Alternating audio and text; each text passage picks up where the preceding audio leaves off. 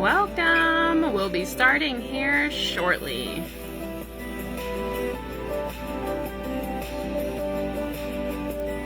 While you're in here, though, I want you to ponder the question, what does emotional intelligence mean to you?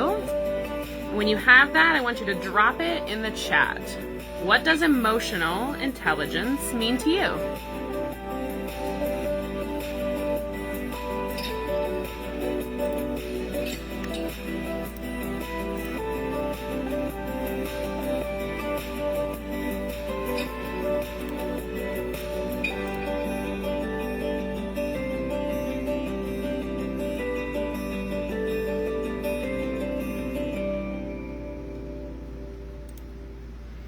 All right, so with that, let me just open this up, make sure I can see and hear all of you as well. I see Janessa in the house. Welcome, welcome, welcome. How's your day going? I know mine is going fabulous.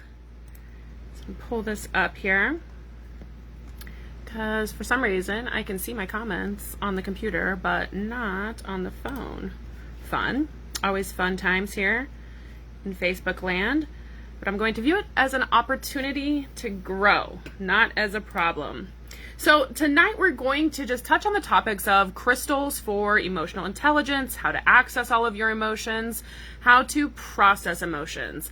What crystals can you work with to really help you move through all of that, right? Because that can be heavy. That can seem like a lot, and it can bring up a lot of fear that comes in, also possibly blame, shame, and guilt. So we're going to go through all of that tonight, but I really want you to think about the question, what is emotional intelligence? What does it mean to you? Can you access that?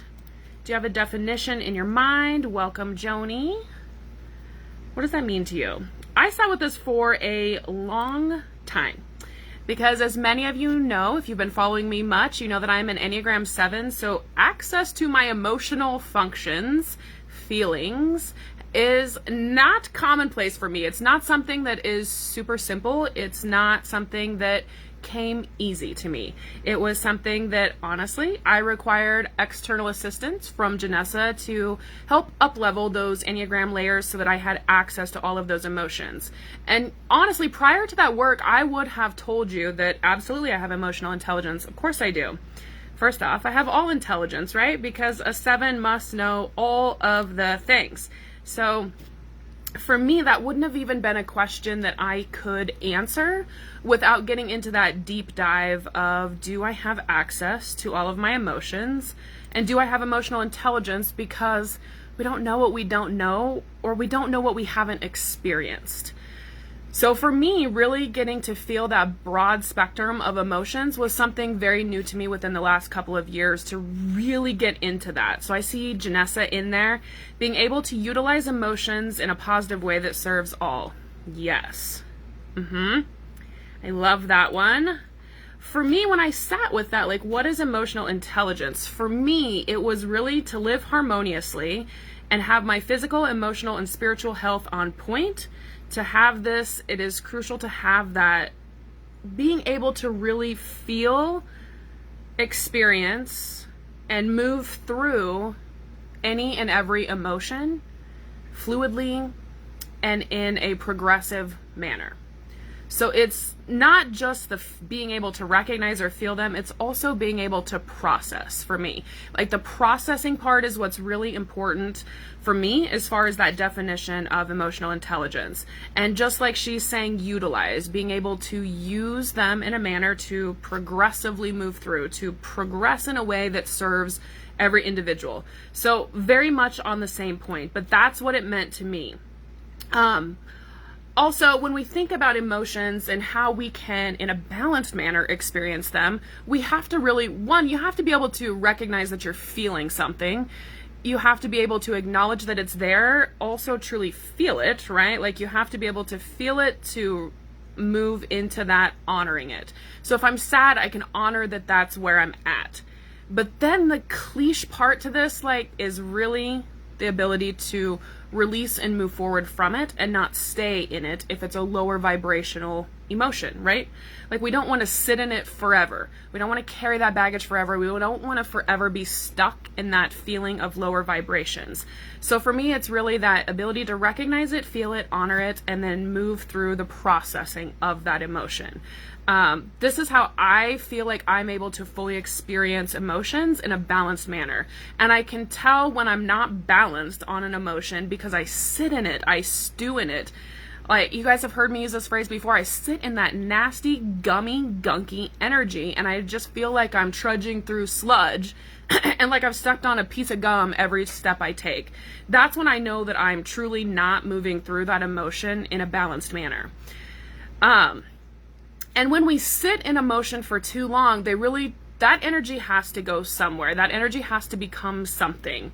And oftentimes when we sit in those lower vibrational energies, we really start to create unhealthy other emotions, other habits, resentment, behaviors, and potentially if we sit in it for too long, you can even move into physical dis-ease of the body. So those stagnation emotions where we just can't get past or move through something really can have a physical translation in the here and now for us. And that's why I feel like it's so important to really move into that. You have to move through it and be able to process it to really have that entire encompassing emotional intelligence to come into play. So with that, I also want to just kind of touch on, like, when you think of an emotion, do you instantly go to, I need to understand why I feel that emotion, or do you move into, why do I feel this emotion? Why am I feeling this way? Do you move to understand, or do you move to feel?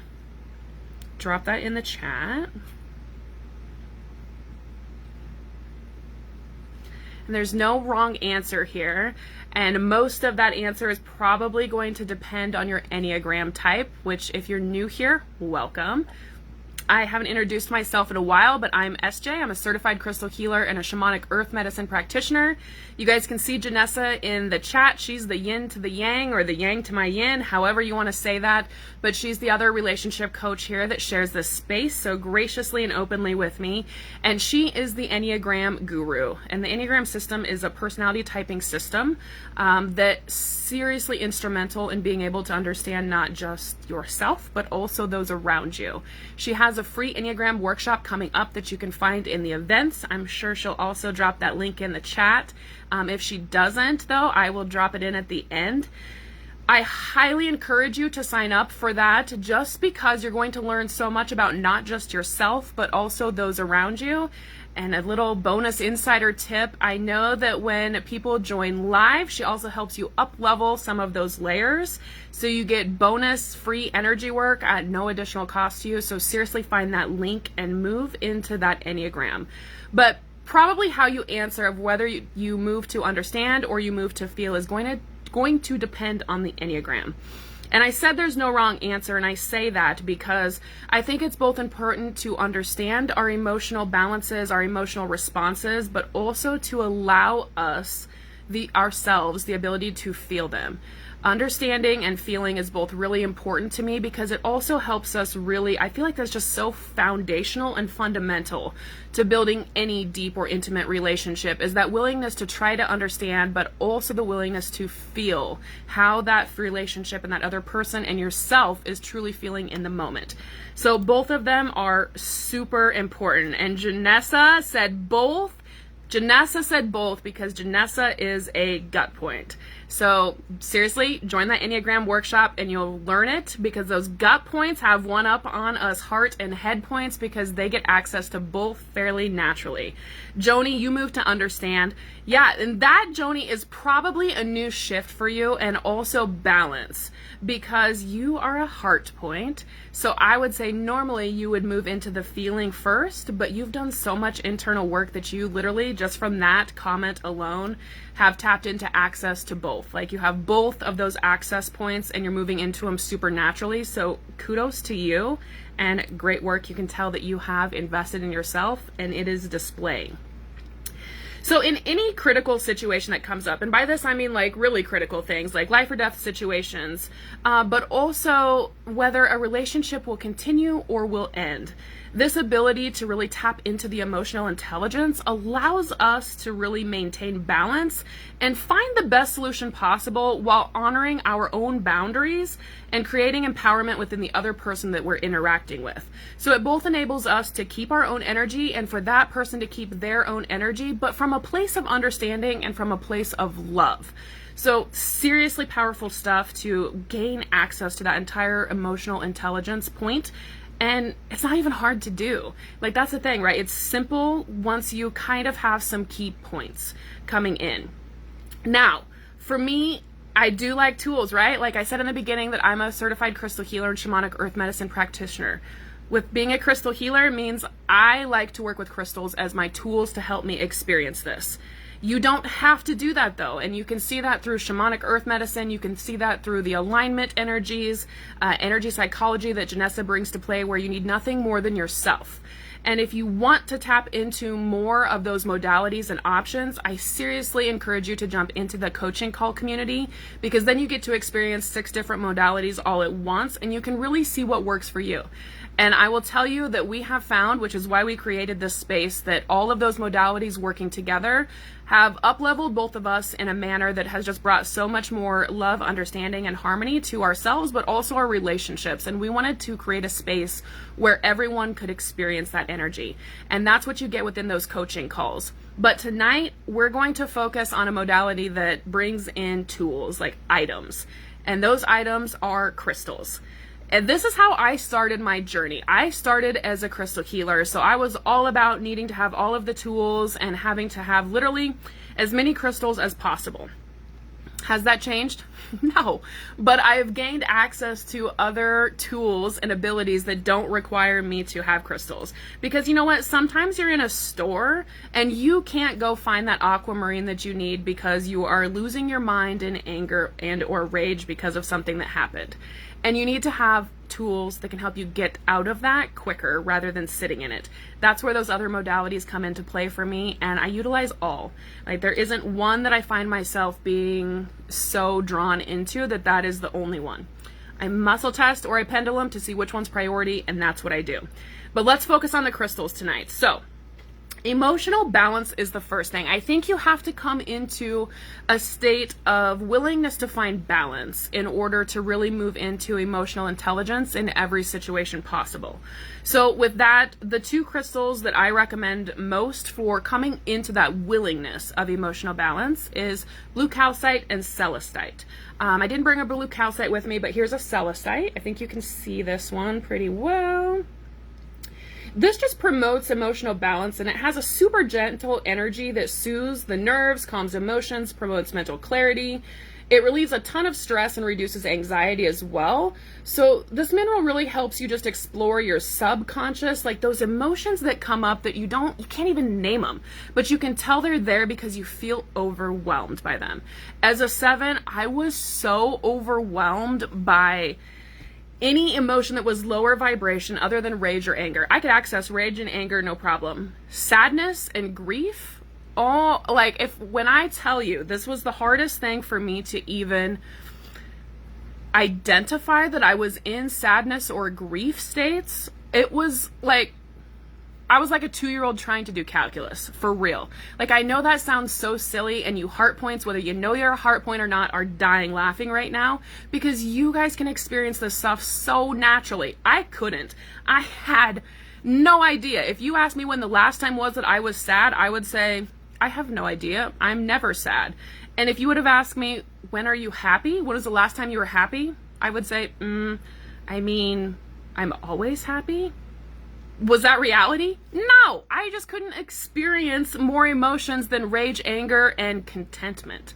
My happiness was contentment or acceptance of it is what it is. I didn't have access to joy. I didn't have access to peace, for sure. Peace was a new development. I rarely chose peace in the past. Now, that is what I strive for. That's what I want, is to find that centered place of peace in everything. So if you are in that state of overwhelm of what does this even, like, you're probably going to like, I don't even know what this looks like. I don't even know like how to understand this. Go to the blue calcite or the celestite. I promise you, you will tap into something that will help you experience an emotion that you did not have access to. Chelsea, welcome. I see you in the chat. Welcome.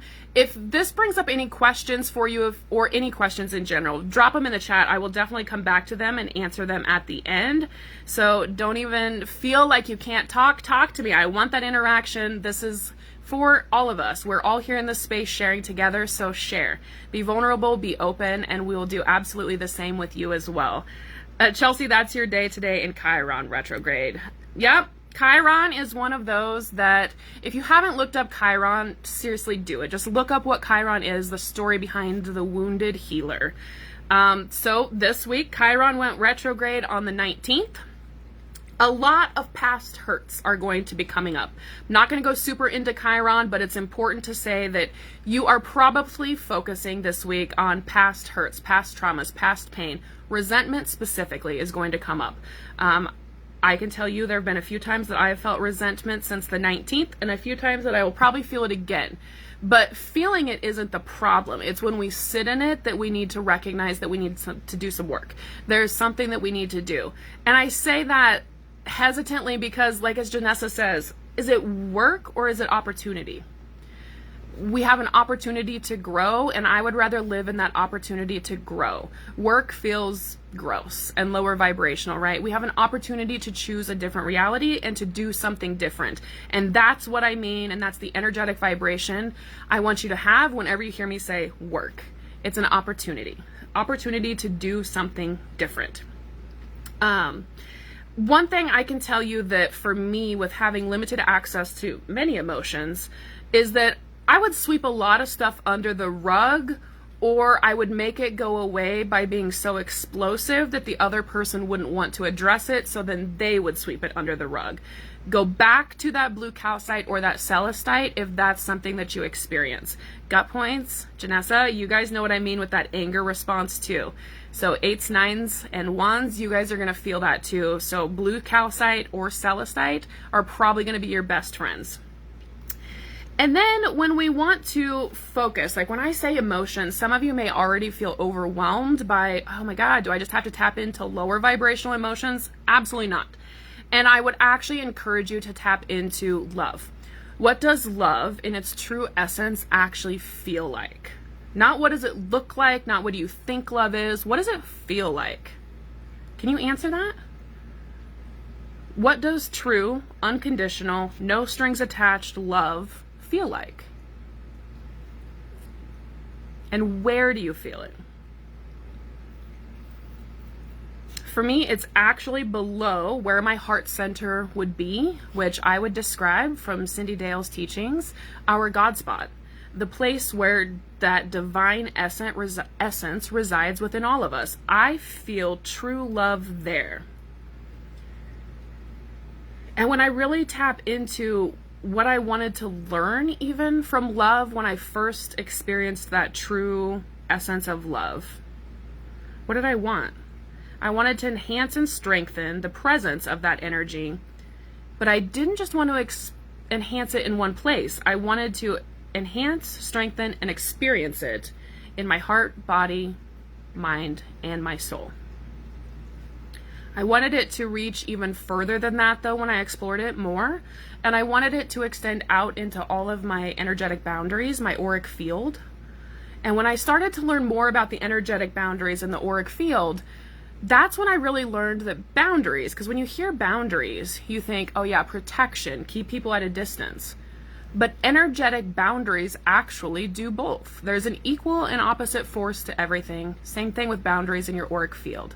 Here within that space of your boundaries and having them firmly in place, you both protect yourself from energies that don't serve, but you also attract the energies that you actually want to have. So if you want more true, unconditional, no strings attached love, your boundaries have to be in place and firm and able to feel that essence of true love. Has to be there. And as Janessa taught us, I think a few weeks ago now, if you're having a hard time with, well, how do I get that? Of course I want it. How do I get it? Ask for it. We rarely get something that we don't ask for first. Ask that divine source energy, God, whatever you call that energy, universal love, to provide you with it. Ask your ancestors for it. Ask your angels for it. Pray to God to have and feel unconditional, no strings attached love, and to have it firmly installed at 100% in every energetic boundary you have. That's your physical energetic boundary, your emotional energetic boundary, your relational, and your spiritual. It can seriously be as simple as asking for it. It doesn't have to be a complex process, but it can seriously be as simple as that. Now, are there more complex things and more complex patterns to work that might require more work than asking for them? Absolutely. That, though, feeling unconditional love and divine support doesn't have to be any harder than asking for it and being open to receive it. If you ask for it and are open to receive it, you will receive it. And it's living in that faith of knowing that you will absolutely receive that you've asked for it. Christy's safe. Yeah. Chelsea, where you feel that is in between your solar plexus and your heart. That's the God spot, Chelsea. That's what I was talking about, like right below that heart center. You guys can't see my hands, but right in your chest where you would normally say, like, here's my heart center. Right below that, which is literally right in between your heart chakra and your solar plexus, which is about 3 inches, 4 inches above your navel. That's your God spot. So you are feeling it in the same place, Chelsea. So you know exactly where to feel and reach into and ask for that divine love and support. A crystal, though, to help with that is danbarite. Danbarite is one of those that I go to for so much, and it also grows with so many different crystals. So danbarite with citrine, if you can get your hands on one, grab it. There's also danbarite with amethyst that would be amazing for this, just because amethyst connects you in more with that crown chakra and those transpersonal chakras as well, to really connect into that God energy, that divine source, universal love energy. So danbarite is where I would go to connect into that heart space, that God spot, and that true unconditional love. Divine connection. So we had a comment here within the group on a different post about what are some practices to foster, to grow, to feel that divinely connected love and support. And I thought about that. This wasn't part of what I was going to talk about, but how do you feel and how do you have emotional intelligence at 100% if you don't have a divine connection? Like, is that even possible? And drop in the chat, do you think that's possible to have 100% emotional intelligence if you don't have a divine connection? When you sit with that, how does that feel? To me, I get that, I almost kind of want to upchuck just thinking about that. I don't think that in any relationship, divine connection or connection with another person, if you don't have that connection with them, can you even tap into emotional intelligence, understanding, emotional feeling, vibe? Can you even vibe with them if there's no connection? No. And why would you want to, right? So you're going to reject it. So if we all are divine beings living a human experience, which is what I truly, truly believe, how can we feel all of the broad spectrum of human emotions, of even divine emotions, if we don't have a divine connection? So one light column activation that's in here a couple of times, that's also on the Thinkific platform. It's free in the relationship coaching platform as one of the courses. That is one of the quickest ways for me to tap into divine connection daily and to foster that. I can tell you, I wake up and I go to sleep with light column activation every single day without missing it. That is one thing that I never miss. But when I started thinking about crystals that would foster that divine connection, I really moved into azestulite, which this is an azestulite that I have. This one is actually available if anyone is interested in it. That has a lab on the front, but azestulite and alexandrite. So hopefully you can see this alexandrite. These two together, and even individually, stimulate the knowledge and true feelings of your own individual link and connection with the divine. But it also protects you from negative energies and doubt, elevating awareness and enhancing the intuition and the faith that we are all divinely connected, whether we acknowledge it or not. That divine connection is always, always, always there. So it just helps to kind of move out that doubt that could be coming into play. And then I also just wanted to add in morganite to this mix. So these three together, so azestulite, alexandrite, and morganite, together, they seriously open a clear path into that God spot, that space we were just talking about, where the divine love, the divine essence resides in each of us. So if you haven't, or you have a hard time feeling that divine God spot, those three together are going to be fantastic to move into that and really tapping into that space. So I hope that answers the question a little bit that we had in the group before of practices daily. If any of you have practices that you do daily to connect in with that divine connection, that divine support system, seriously drop them in the chat. Like, we are all here to share, and I know we all have different practices or rituals that we do to support and foster that relationship as well. So drop them in the chat, share with us, and we will all grow and learn together. Keeping boundaries. So if you glitched a little when I was talking about boundaries, and boundaries specifically around love, right? Then I want you to start thinking about Amazonite, and specifically Colorado Amazonite. So let me show you one.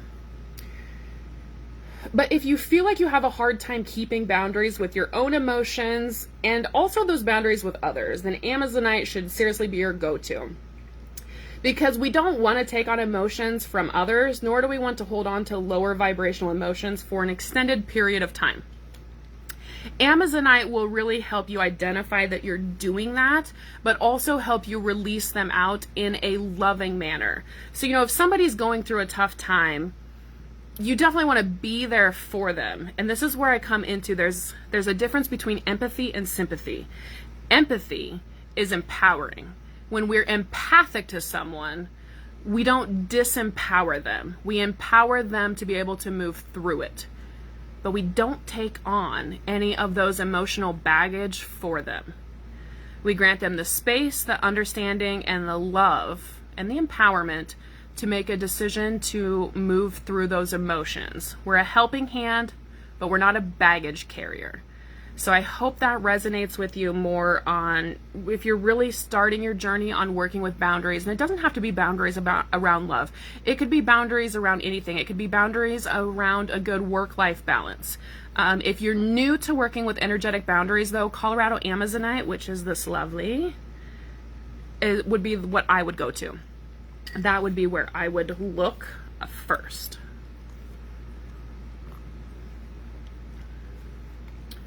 Let me make sure there's no comments or questions. I'm not seeing any so far. So now let's talk about accessing our emotional body. So if, like me, you have a difficult time accessing it, like you have a hard time coming into that space of being willing to feel or acknowledging that something's there that maybe is uncomfortable, it's not what we want to be experiencing, then there's 3 different crystals that you can use separately or together, makes no difference. First one being ajoite. So the blue in here is the ajoite. Tiny little specks. Hopefully you can see them. And it's in quartz. The next is smithsonite. And for this specific, accessing the emotional body, I do prefer the green smithsonite. So the green smithsonite. And then finally, natural. This is important. Natural aura quartz. And when you work with any of these 3, it just assists you to be more centered by learning to balance your emotional highs and lows. And these energies are beneficial when dealing with fear, anxiety, sadness, grief. Whenever you feel overwhelmed by profound sadness or intense emotions, even like rage, connecting into any of these crystals can help you process it, feel it, honor it, and then move through it. Not have to sit in it. And I'm not saying when you feel a lower vibrational energy that just get over it. I'm not saying that at all. The honor and feeling is so important. So feeling, honoring, and then processing is super, super important to moving through that. I'm just encouraging you to do all of that to move through and process an emotion rather than sitting in one specific stage. So then that way we don't have to then sit in things that can translate to emotional or physical dis-ease as well. Because that energy is going to go somewhere and it's going to create some sort of energetic pattern. And I would rather create energetic patterns with higher vibrational emotions than I would with those that are lower vibrational. And if anybody has any thoughts or comments on that, I am open to hear any and everything for sure. Yep, that's still not updating, so that's interesting. So then the next thing that I want to touch on tonight is releasing of past emotional baggage. I lived in this space for a really long time of being resentful, angry, and sad.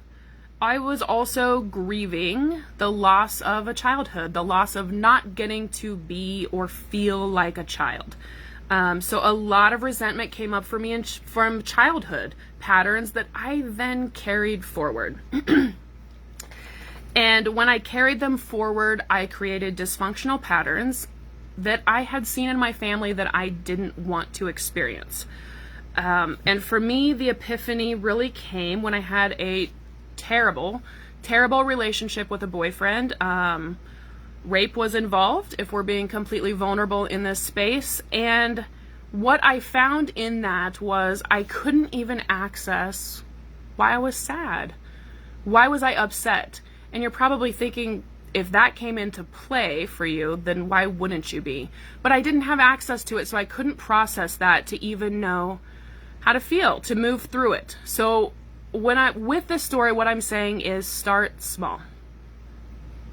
So while I couldn't figure out what I wanted or how I felt or what I wanted to do differently, I knew what I didn't want. Didn't want that relationship. I didn't want my parents' relationship. I didn't want either of my grandparents' relationships. But when I went even deeper, I looked at my great-grandparents. And on one side of my family, I got to experience my great-grandparents as a couple, a harmoniously in love couple. At least that was my perception of them. And I wanted that, but I didn't know how they got there, right? Were they lucky? Was it just dumb luck? And then on the other side of my family and my great-grandparents, my great-grandfather passed well before I was born. My father was only 2, but the way my great-grandmother and everybody else talked about him and their relationship, I wanted that. I wanted that emotional experience. I wanted that fulfillment that they had, that true love. So when I sat with that, now that I know what I don't want, I kind of have an idea of what I do want. What I found was everything that was happening to me in that relationship and in others was because I was recreating past patterns, my family patterns, ancestral patterns, however you want to look at it, of dysfunction, and specifically dysfunctional marriage, because I was harboring so much rage, resentment, anger, fear, grief, all of it, probably all of it. You know, I've never really sat down and done an entire list of everything that I was harboring, but absolutely all of those I was harboring and carrying forward and recreating every single one of those relationships that I didn't want because I was attracting more of it. Because that's what I was focused on. That's what my thoughts were on. That's what my emotional body was focused on. That's probably even what my unconscious thoughts were focusing on. If you believe in past life, was there past life trauma coming up too? Of course. I think there was a lot of that. I think when we see familial patterns for generations, then past lives, if that's something you follow, absolutely come into play.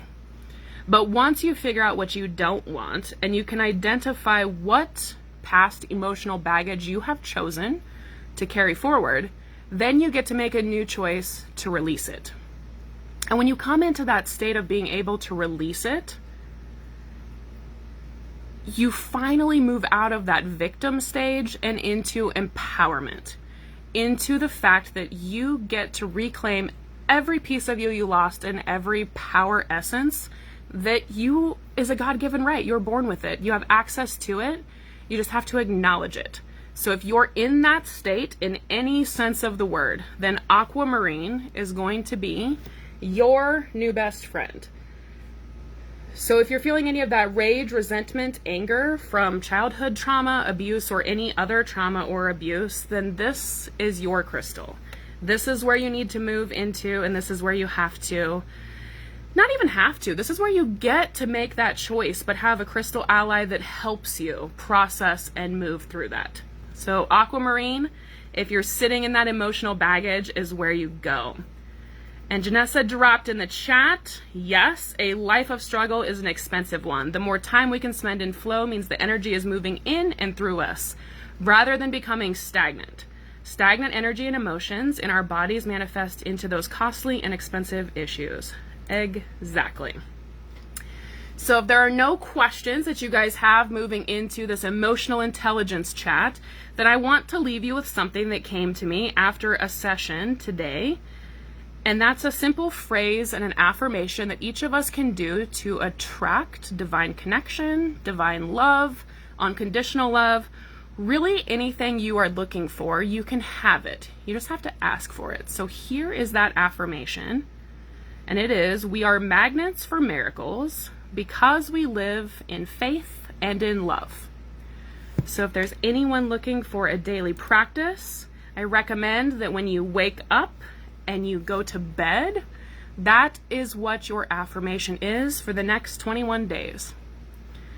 So with that, I hope all of you have an amazing rest of your week, and don't let Chiron retrograde be something that happens to you and something that keeps you down. Let it be an opportunity for growth, because we're not responsible for what we see or what happens to us, but we are responsible for how we perceive it. So universal blessings, everyone, and I hope you have an amazing rest of your week.